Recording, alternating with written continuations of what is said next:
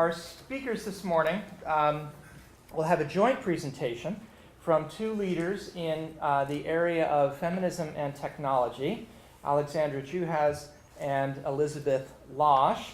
Dr. Juhasz earned her BA from Amherst College and PhD from NYU and is professor of media studies at Pitzer College.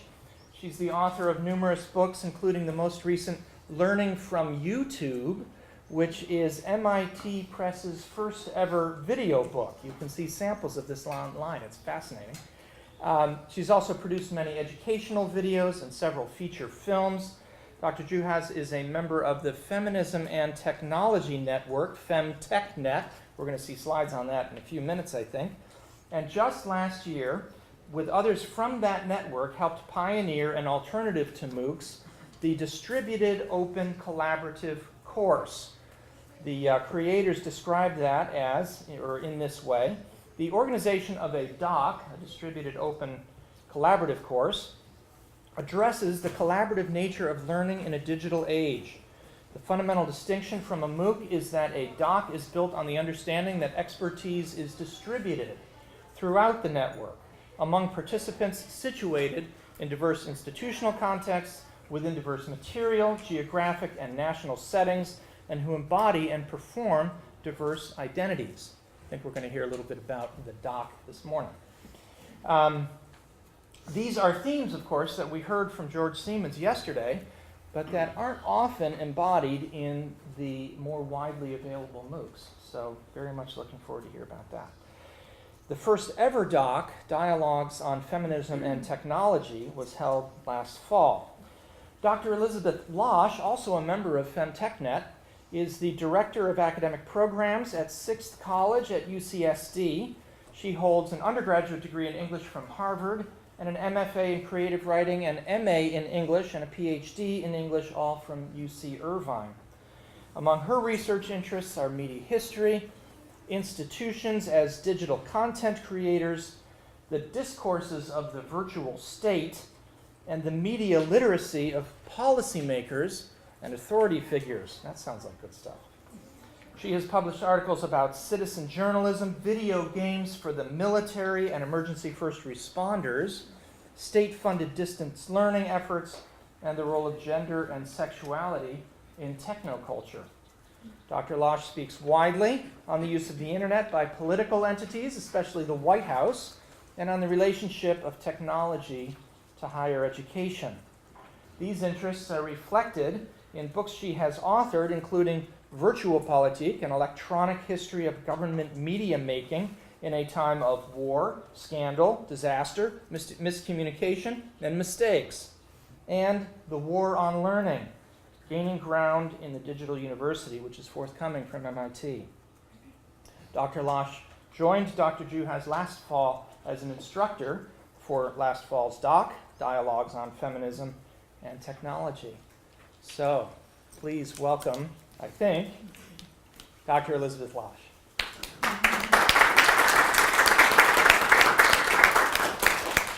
Thank you so much. We'd like to thank Chris and all of the organizers for the warm welcome that we've received here, and we're looking forward to the conversation.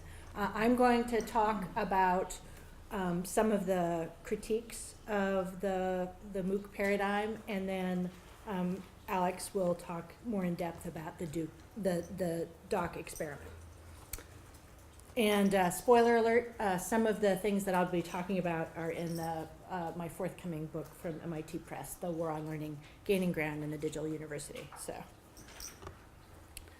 on a sunny summer day in 2012, in the heart of the Silicon Valley, a crowd assembled for a picnic. Burgers sizzled and sodas sloshed. But this was not a conventional company picnic, despite the presence of dozens of employees milling about wearing blue Coursera t-shirts. This was a meetup for a few hundred of the hundreds of thousands of students enrolled in Coursera's massive open online courses, or MOOCs, a grand experiment in free large-scale distance learning, in which there might be as many students simultaneously enrolled in one online course taught by a single professor as those studying in an entire state's public university system. In the planning that led up to the picnic, organizers suddenly had to deal with managing unfamiliar constraints: fixed location, parking and transportation, and the allocation of material resources that the virtual classroom had supposedly avoided. People's feelings had been hurt too. Coursera's park reservation had reached capacity, and further RSVPs could not be accommodated. Students had traveled, sometimes across the country, to meet the professors that they only knew from their course casts, and that by coming to the park, they also finally had a chance to meet their fellow students. Many of them had carpooled to the park with strangers that they only knew via last-minute coordination on the internet, but many others came with people that they already knew from their coursework and now considered online friends. Some had created t-shirts especially for the occasion. So this one says, "I'm an expert in machine learning. Andrew Ng has declared it so," and they're posing with Professor Ng. This Northern California gathering represented only a small fraction of those who had decided to take advantage of the opportunity to study specialized subjects in free courses taught by Stanford faculty. As the New York Times reported, about 2/3 of Coursera students encountered the course material from abroad. From Pakistan to the Philippines to Peru, thousands of students formed study groups with their fellow nationals to tackle course material, which included video lectures, online quizzes, and peer-graded assignments and projects. These overseas students had clamored for access to translations and subtitled versions of the instructional videos. Many of them had requested for the picnic to be live streamed. I had driven up from Los Angeles with a female computer programmer who was originally from Belarus. She had completed algorithms, design, and analysis. In several ways, she was typical of Coursera students, many of whom were already employed in high technology companies or who were planning to enroll in graduate school in computer science-related fields. She had hoped to gain admission to the new Carnegie Mellon University campus in Silicon Valley to specialize in software engineering. And she was immersing herself in US higher education while she wrote programs to handle warehouse traffic in her day job. She was an active participant in the Russian topic forum for her class. At the picnic, she congregated almost exclusively with other Russian speakers, who formed a large clique at the event. Many of them also had computer science degrees from the former Soviet Union countries, and they had been attracted to the easily recognizable Stanford brand and its association with high-tech corporations. I had taken the 5-week course on human-computer interaction, which was taught by Professor Scott Clemmer, a well-known expert on computer interface design. His lectures were full of interesting examples and stories about good and bad design solutions. We learned about alternative histories of everyday objects, such as the measuring cup or the digital camera, and shared the professor's pet peeves about stupid design decisions in refrigerator coldness dials or conference registration pages. I was impressed by how well he adapted his professorial rhetoric to the new genre, and I was also struck by the alacrity with which he recalibrated in response to complaints on the forums that could have been exacerbated by his radical remoteness, the enormous scale of enrollment, and the diversity of the student body counted on to peer grade projects. Clemmer himself had commented on the poor design of the Coursera learning management system. At one point, he remarked on how the visual icons on the web-based menu were extremely information poor and generic. This is a quote from the course. While good icons can often improve the usability of a site, generic icons rarely help. Another example of generic icons are the web page icons that you're seeing along the left-hand side of this page here, which is the website for the HCI class online. The generic globe page doesn't tell me about the link, and so it doesn't add any information. And I have to say that as a student, when you're in the actual online course, seeing the instructor, like actually, there's like sort of this infinite recursion that takes place where he's like pointing to the online course inside the online course was very strange.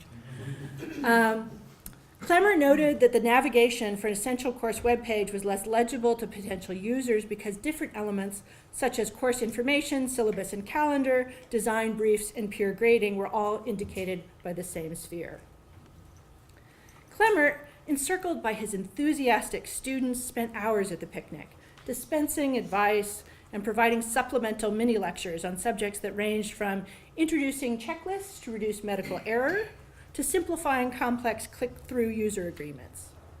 There were many students who wanted help getting into graduate school, much like my carpool partner. To a student who wanted guidance on writing the statement of purpose for her application, Clemmer advised her to avoid anything that sounded hackneyed, such as, "I've been fascinated with computers since childhood." Of course, he had to skirt requests for individualized, personalized letters of recommendation from the throng of unfamiliar students jostling for his attention.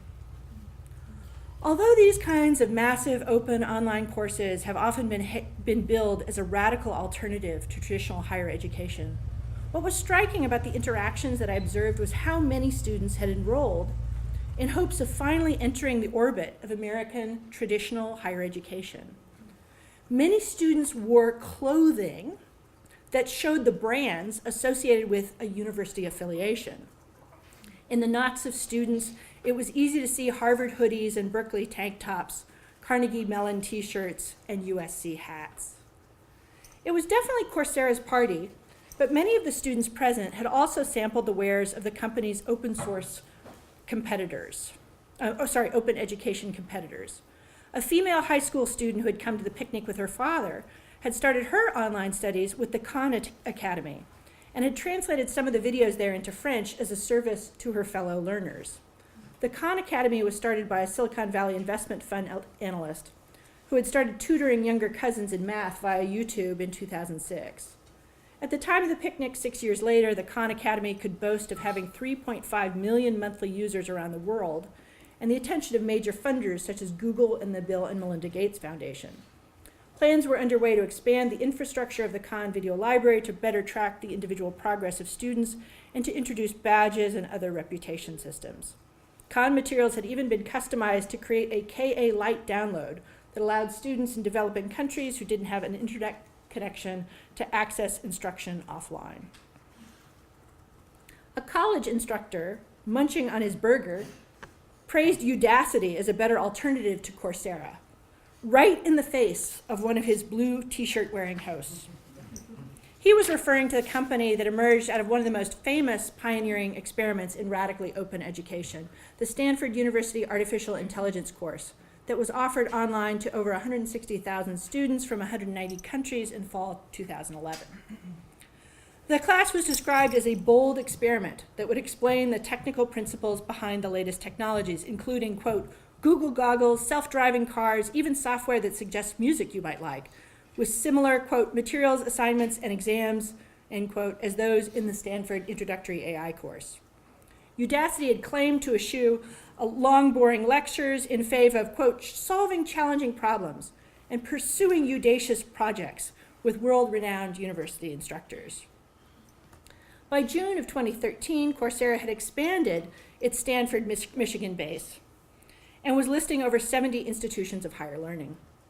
Yet during this rapid expansion phase, there was still uncertainty about which intellectual property regime Coursera would be ultimately using and the status of fair use, or how materials would be licensed in future.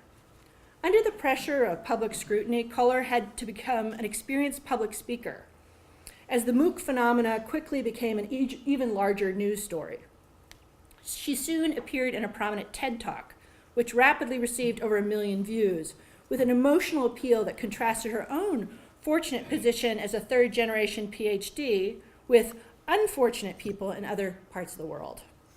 She then narrated a series of heart-wrenching tales of scarcity in higher education, a mother in South Africa trampled by a stampede for college slots, a student in a small town in India, and the father of a patient with an immune deficiency disease.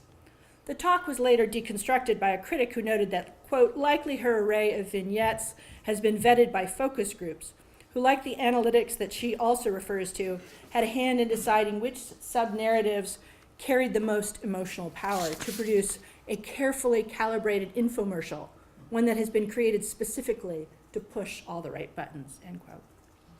Because over 80% of Coursera's students already hold undergraduate degrees, it may be understandable to accuse the company of being disingenuous in claiming that its primary mission is helping the disadvantaged excluded from higher education.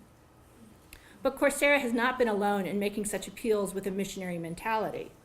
In an editorial for The Guardian, illustrated by a stock photo of a black woman at a computer keyboard, the president of edX promised to, quote, make education borderless, gender blind, race blind, class blind, and bank account blind. And the top result for picture of the day for the Udacity blog showed students at the Open University in West Ghana. The visual rhetoric of need, anticipation, darkest Africa, and American techno-salvation for people of color is difficult to miss. In the one laptop per child initiative of the previous decade, as Rayvon Fouché points out, the rhetorical appeals with problematic assumptions were similarly likely to, quote, embody historically constituted American racial politics and transport these politics to the developing world. Closer to home, the software philosophy of the Golden State, which mixes entrepreneurial individualism with communitarian support networks, has shaped the rise of MOOCs. State institutions that compose the higher education public infrastructure of California have also manifested significant resistance. For example, philosophy professors, and we'll be talking more about this later today, at San Jose State published an open letter to Harvard professor Michael Sandel, expressing their outrage at being coerced to assign his edX justice lectures. And one of the funny things to me about the justice lectures, I was actually a student in Mandel's justice course in the live embodied situation and was one of these people sitting here. Those lectures are exactly the same 25 years later. I mean, it's pretty much like the same, and so like people who went to Harvard can watch these lectures and it's like, oh, I'm transported back in time 25 years. Wow. Ugh. Okay. The state university professors complained that a course in social justice required more intimate scales of personal engagement to facilitate putting theory into practice. And they also objected that the digital generation needed books rather than videos. They also expressed concern that this policy turned toward uniformity and standardization shaped by elite institutions would drastically limit the academic freedom that promotes diversity of opinion. Sandel published his own letter to San Jose State faculty supporting their central contention that, quote, online courses are no substitute for the personal engagement of teachers with students. The University of Virginia joined the list of Coursera participants after a contentious battle over online course initiatives. The drama peaked when the university's president, Teresa Sullivan, was publicly deposed and then reinstated.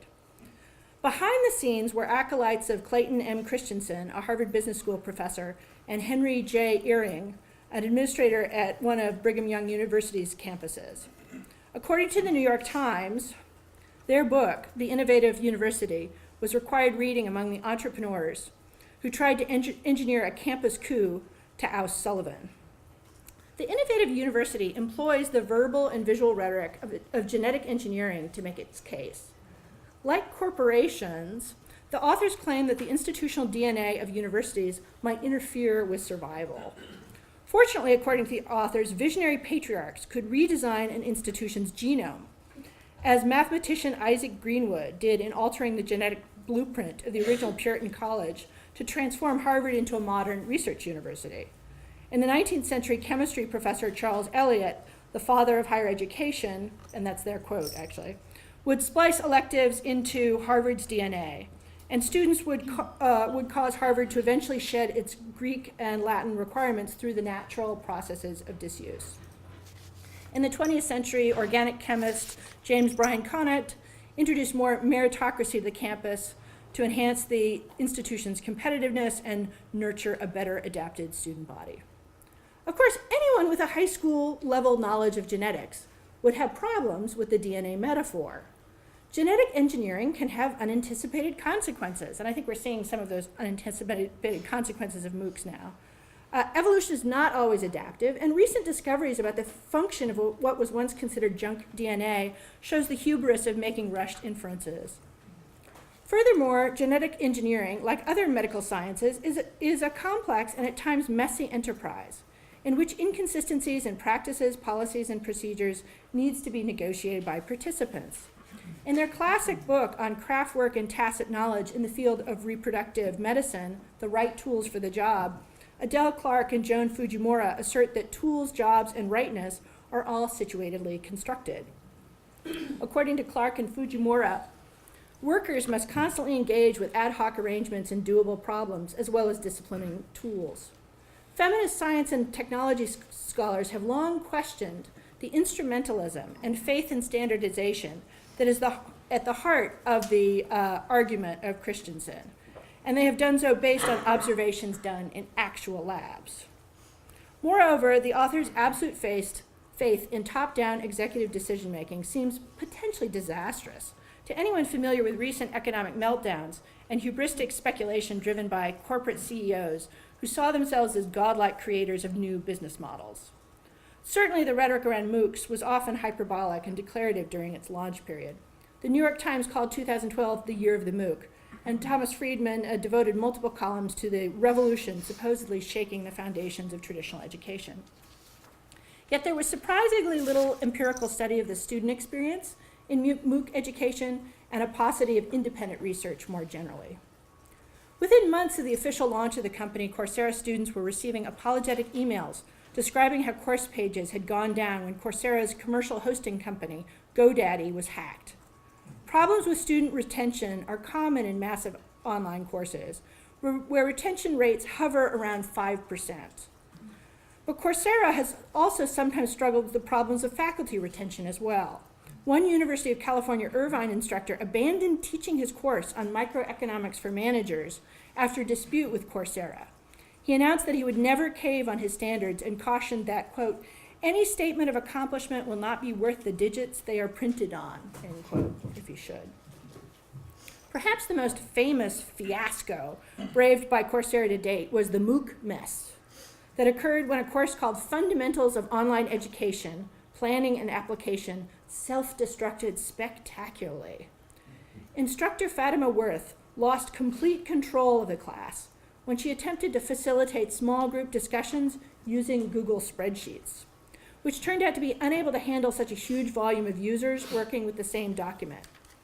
To make matters worse, students were also deleting and vandalizing entries. And during discussion, we can discuss some other bad student behavior, including student cheating in the MOOC environments. After the course was abruptly canceled, mockery of the professor on the forums leaked into the blogosphere. Students criticized her, quote, mind-numbing laundry lists of PowerPoint bullet points, end quote. What made the disaster particularly mortifying was the fact that many of the 41,000 enrolled students were professors, teachers, and experts in online education. Even once enthusiastic Coursera faculty began to defect. Princeton sociology professor Mitchell Denier had handpicked students in his MOOC from around the world to participate in intimate seminar experiences using video chat technologies. And he also invested time in individually grading selections of work to refine peer review procedures. Denier left Coursera after hearing that his course materials might be used by other instructors in flipped classrooms. As a sociologist committed to exclusion and government support for education, he feared his participation could unintentionally become, quote, an excuse for state legislatures to cut funding to state universities. Experiments in peer grading and peer evaluation have become an important part of the latest wave of distance learning. Obviously, no professor can address the individual needs of tens of thousands of remote students, so peer feedback is the only way to address the learner's desire for engagement. Of course, peer evaluation is really nothing new. George Jardine, a professor of logic and philosophy at the University of Glasgow from 1774 to 1826, actually developed techniques for peer review to assist underprepared students and to provide more scaffolding for their completion of assignments. Yet many are justifiably suspicious of regimes of political economy that harness cheap online crowdsourcing technologies to facilitate finer distinctions and more accurate inferences than computers can currently make. Rather than finding themselves with the volunteer army of magical helpers promised by cyber utopians, students often felt let down, particularly by their fellow students. Reading the forum archives about peer grading from my HCI course was like browsing the contents of a museum of hurt feelings. Some students sternly scolded peers who had let them down by doing minimal work. So here's a sample. One student wrote that when he dug into the server logs, he, quote, found the following times the peer graders spent with my prototype. And then he says in parentheses, seconds.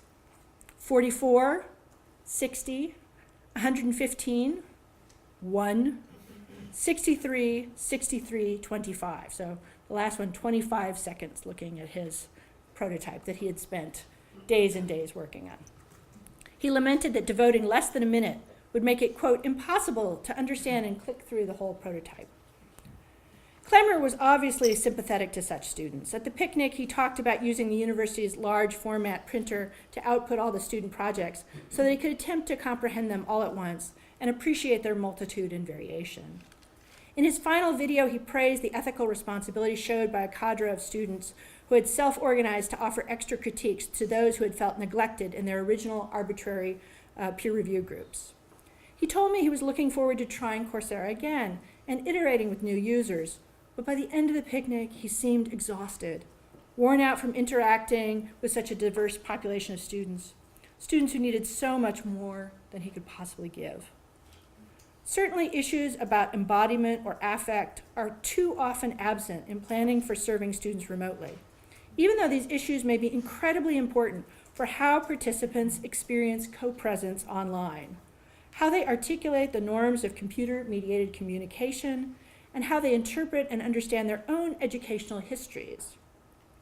As faculty members and students experiment with radically open course formats and flipped classrooms, they must negotiate the challenging territory between the high expectations set by the optimistic sales pitches and the depths of the flame wars instigated by disaffected networked actors. A collection of comments documents flipped class hate tweets from dozens of disaffected students, and these are some of the hate tweets here. In posting to Twitter, many expressed their vitriol about online videos with four-letter words. Students shouted by using capital letters. So if you're using capital letters in Twitter, that's a bad sign. So for example, one says, if you're a teacher, then teach. And another says, seriously, math would be so much easier if my teacher actually taught it. Unfortunately, instructors commonly teach online courses without ever having been distance learning students on the other side of the screen. Unlike their interchanges with live undergraduates with whom they can identify, faculty lack a frame of reference to empathize with their students or to understand their frustrations. They also usually know remarkably little about digital interface design. Researchers who develop new software and study user behavior in technological fields are often first trained to interrogate their own backgrounds, to explore their own online identities and communities, and to report on their own sensory experiences. Yet many who tackle online teaching assume that they are safe within the panopticon of the learning management system. They marginalize the role of their subjective understanding, and they're discouraged from reflecting upon their own limitations, blind spots, biases, and failures. In this way, the general lack of teacher training in higher education can become more deeply exacerbated by pressures to adopt new and supposedly more efficient instructional technologies, online course content delivery systems, and peer learning methods in which the instructor wields less direct control. To make matters worse, the instrumentalist assumption that a given technology will only function as a tool to affect the will of a given faculty member ignores the importance of software coding and hardware design and promulgates false confidence about mastery and the active culture of appropriation among contemporary subversive student bodies multiplies opportunities for mutual misunderstandings. Because MOOCs are often presented as command and control course management systems that promote efficiency in learning by monitoring progress during short chunks of instruction, these curricula generally afford little openness to user-generated remixing for those who want to engage with materials in new ways. Multiple choice testing throughout the MOOC educational experience further reinforces a set of having limited options. And I can talk a little bit about computer-aided grading for writing assignments in the Q&A if you want to hear about that as well. I was not the only stealth academic who had signed up for Clemmer's class. A number of prominent feminist scholars of technology affiliated with a very different experiment in open access education for a distributed, open, collaborative course had quietly enrolled themselves too. They were suspicious of privileging a single source of authority in the classroom. Furthermore, only about a tenth of the faculty in the September 2012 Coursera course listings appeared to be female. right? So only 10% of the teachers of Coursera were female, which if your university only has 10% female faculty, that's a bad sign, just FYI.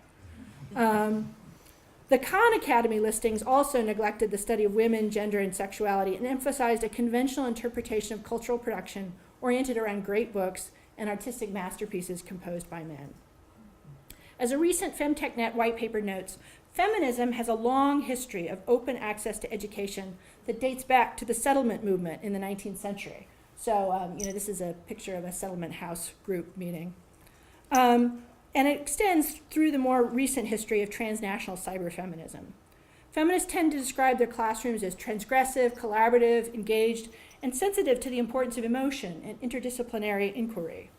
This poses an obvious contrast with MOOC teaching, premeditated upon one-to-many communication from a remote professor focused on single subject expertise. Few campuses are greeting 2014 with the same revolutionary fervor that characterized the time of the picnic. Even MOOC guru Sebastian Thrun has taken off his Google rose-colored glasses and admitted that Udacity was guilty of churning out a, quote, lousy product, end quote, that didn't merit its spot on the front pages of newspapers and magazines. In contrast, the FemTechNet initiative has many positive results. Students created their own keyword videos as active participants rather than passive consumers of content. They also edited Wikipedia, wrote blog entries, generated maps and visualizations, explored virtual worlds, and exchanged personal DIY creations.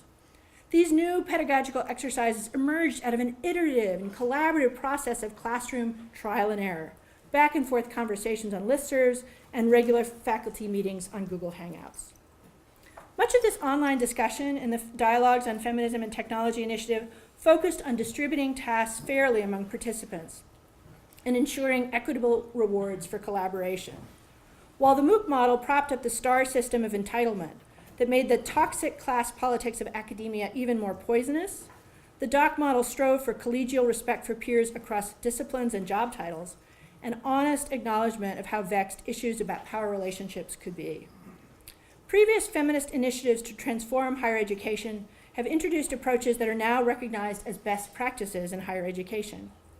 In contrast, the reform efforts represented by the MOOC trend actually have done little to change the status quo, and can even be counterproductive because MOOC promoters oversimplify questions of access, underestimate investments of labor in instructional technology, deny the importance of infrastructure and its human and discursive aspects, and reinforce ideologies about technology as being values neutral. Thank you very much.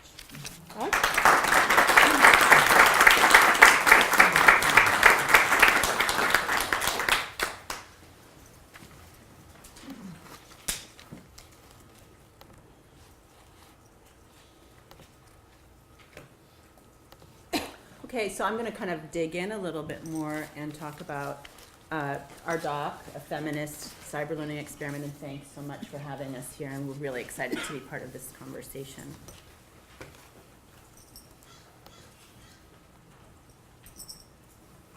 FemTechNet, is that right? Yes. FemTechNet is an activated network of hundreds of international feminist scholars and artists working on, in, and about technology in a wide variety of fields. We began, and we also continue, as a listserv where people share job postings, conference information, and updates about various activities. With Professor Ann Balsamo, who is now the Dean of the School of Media Studies at the New School in New York, I put out a call, which quickly mushroomed to scholars and artists who were thinking about technology through a feminist lens. We initially asked them to share resources, histories, and current best practices, and a small group of us met face-to-face just about 2 years ago to think about other collaborative possibilities and shared needs. For instance, we hope to build an archive of the long tradition of feminist thinking and action within technology that is often erased, forgotten, or misunderstood. And we thought it important that advanced thinking in feminism and technology could be better shared across academia's silos. Following our first meeting about 2 years ago at USC, and several further efforts online and face-to-face at conferences, we decided that our first major project was to conceptualize, build, and then run a collaborative class. what we quickly came to call our doc, a feminist rethinking of the MOOC. Although we did not initiate the network to enter the MOOC fray, in fact, when we began, we probably weren't even thinking about MOOCs, our earliest conversations brought Dr. Balsamo, myself, and other earlier collaborators to the shared decision that creating a course about feminism and technology was a ready-made structure, that is, the course, that allowed for the kind of community, resource sharing, dialogue, and building of databases and even archives that had brought us together initially. Furthermore, this could happen with good ground rules and requirements by using well-established feminist principles of pedagogy, which were already in place. We decided that FemTechNet's first major project would be to purposely write technology into the feminist classroom as both subject and method. Before we knew it, we were building our doc in dialogue not just with other feminists from around the world, but alongside and often against the MOOC, which was coming into media prominence just at the time we were forming our course. In contrast to the more authoritative, rigid, and unidirectional structures of most current massive open online courses, docs are distributed, equal, and made collaboratively by the professors and students who use them to learn together. This infographic speaks volumes, where the MOOC is about prestige, passing to those who are less so, with money probably also changing hands along the way. Docs are about sharing between equals. Where the MOOC is massive, we are distributed. Each class happens in a standalone node, a classroom with a teacher at a discrete institution. We are less interested in numbers, getting to be massive, because our first commitment is what it has always been, to teach our own students well, at whatever capacity works at our own institutions. Our aim is to use technology and think about technology so as to be open to each other and to collaborate, so as to co-produce knowledge, first at our own school, then across and between nodes, and even reaching outside our classes via our extensive and active presence on the internet. Ours is a very Web 2.0 understanding of education, born from decades of feminist critical pedagogy that understands the classroom as a dynamic and interactive space with many users and a great deal of participation. Our commitments are paramount to the construction of our platform, experience, and methods. We are committed to blended learning, using online and off with intentionality and care, due to our feminist understanding that lived, embodied experience produces the best pedagogy. And we are committed to our understanding of knowledge that is best when co-created, ideally through structures that aim for open, democratic, or at least self-aware opportunities for dialogue. We use technology to enable and improve these pedagogic goals and methods that were already established. Thus, our home is at once and the same time our distinct and standalone nodal classrooms and our shared FemTechNet commons. This is our commons. I'll leave it for you to explore later, and I'll show you some of it during this talk. But I'd certainly point you to the archive, far right, where you can see the robust media attention that the project has garnered, as has all MOOCs, right? We kind of caught that wave. Largely positive, but sometimes critical, primarily really just of the feminist aims of the project. As well as the video tab, which takes you to our signature videos, our dialogue videos, hour-long conversations between key thinkers in many fields, produced with high production values, and our keyword videos, which anyone in the network can make and share. I'd also point you to the Doc 2013 tab, which leads you to our shared teaching resources, and there's just volumes of information there if you want to take any of our course and use it in relationship to your own thinking and teaching. As you can see in the ways I've already discussed our core interests in shared and co-produced knowledge, we are unsympathetic with the one-way flow of corporate MOOCs that typically dictate materials, methods, and experiences in a one-size-fits-all model. Instead, we have built a distributed structure where each nodal institution and its class is an equal player, where teachers teach their own students, in what is also a shared building and archived conversation with the other distinct nodes, this facilitated by technology. Okay, now this slide is complicated. There's a kind of pretty picture to it too, but I don't know how to make you see it. So anyway, that's the list. The doc 2013 was distributed across 18 nodes, thereby challenging more typical MOOCs that place large and prestigious institutions or corporations or for-profit businesses as the providers of information to hungry and needy others. In the doc 2013, we had 18 equal nodal sites, which were based at art schools, liberal arts colleges, Ivy League universities, state universities, and even 2 community-based groups, one in Northampton, Massachusetts, and the other in San Antonio, Texas. This spring, we have 8 nodes operating, and we are currently organizing to run doc 2014, which may or may not build larger than the 18 we had in the fall, a number already pretty big, given our limited infrastructure. Our conversation about scale must stay true to these infrastructural realities.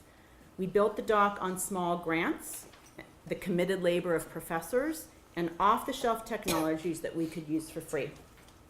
We will only scale or go even a little more massive when and if we are supported to do so.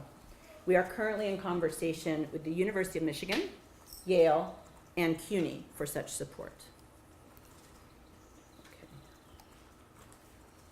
The 18 nodes can join together using technology when we choose and when it improves our students' or professors' experience.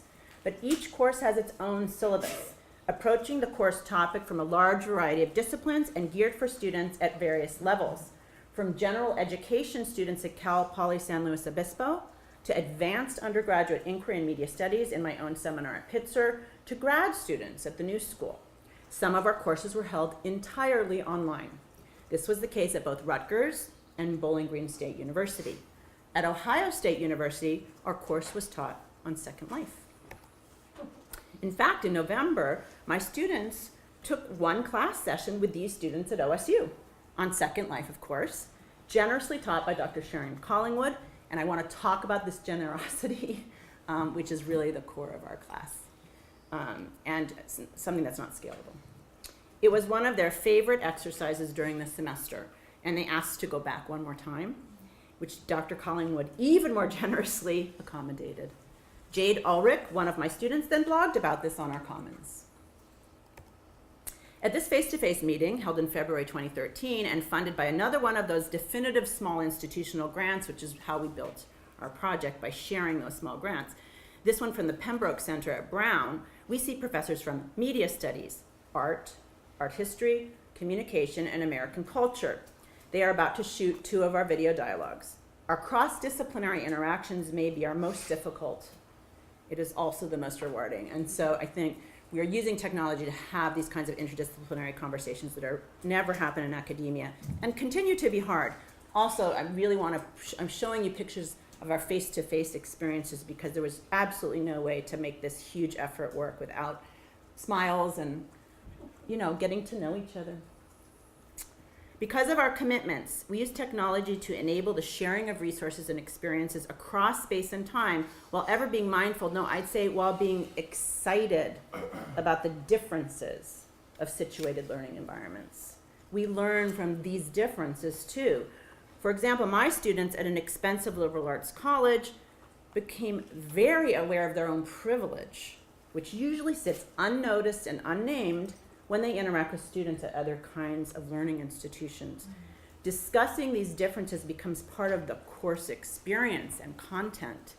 Of course, given that technology, pedagogy, and difference is one of our central themes. In the beta version of the course, and somehow I lost this picture, I'm sorry, it's quite nice. My students and Radhika Gajalas at Bowling Green State University shared an entire syllabus, and you can't imagine more different learning communities than these fully online students in rural Ohio. Most of them are adult learners taking one class, holding down jobs, and my residential 18 to 22-year-old college students who are extremely racially diverse as well. Sitting in a classroom seminar, room the size of about this for 3 hours with me, 8 of them, right? it was really exciting for them to talk about those differences in learning in the United States of America. And then in the picture you would have noticed that all of my students in that class were women, not true for students everywhere else, and several students of color. And I would say, if you were looking at the picture, needless to say, another goal of this course is to bring more women and people of color to technology, and we are very proud of our success in that regard. Because we are not a corporate effort and have largely built a project on our own labor and through small grants and shared resources available at our many nodes, we have needed to use a great many off-the-shelf technologies, really whatever is at hand. However, our main hub is the FemTechNet Commons, built with Commons in a box, a free, distributable, easy-to-install package, which is a project of the City University of New York. And we had a lot of problems with it too, I have to tell you. So I'd be happy to talk to you about, you make something that ends up being as big as our project, as visible as our project in a off-the-shelf platform that is not nearly as responsive as we might have needed it to be. While we share a name, Feminist Dialogues in Technology, and a limited spine of themes that I will show you shortly, each iteration of the course is built from our shared materials, which are also then augmented by whatever else each professor needs to best respond to the characteristics, limitations, and strengths of our own distinct learning environment. And I just want to highlight this one here. I mean, retention is not one of our problems. We have 3 shared components: our signature video dialogues, sought at a professional level and featuring preeminent feminist scholars discussing a weekly theme; keyword videos that are a DIY effort that anyone in the network can take on, thereby not just listening to the conversation, but also contributing to it and stimulating more; and 5 shared learning activities, which I'll explain to you soon, that if assigned by one professor will be guaranteed to have students from other nodes also participating. These 11 topics and their associated video dialogues served as the optional spine for the fall 2013 doc. And when I say optional spine, it means that on week 2, the sexuality video would be distributed, and if you wanted to teach it to your students, you could, and there would be 15 other nodes potentially watching that video that week, but maybe 2. So you could opt in or opt out as made sense in relationship to your own teaching schedule. The themes and the selected speakers were crowdsourced to the FemTech network and selected through an iterative, interactive, and process-heavy set of meetings. And I want to emphasize process-heavy again. Really want you to understand, and I'm sure you all do as we're sitting in this room, about our project, which is a response to the MOOC. Also, its liability is the amount of loving labor that was put into it that was unpaid. Now that the first course is over, the video dialogues and all our resources stay online and begin to produce that archive that Anne and I had initially envisioned. We have these 5 shared learning projects, which are listed on the Commons with detailed instructions, examples, and rubrics. And again, I'm not going to take you to the Commons because I think it's important for us to talk, but keyword videos, I've explained. Object Exchange is a project where students manifest the theoretical ideas of the course into objects that they then trade with each other. Blogging, you understand. Mapping, that's a great project, highly developed on that page, about thinking about places in the world and technological infrastructures to map, and then a feminist thinking to sort of organize the visualization of spaces and power. And Wikistorming, which was our most, it was the activity around which we garnered the most media attention. Again, I'm not going to go into that here, but it's there.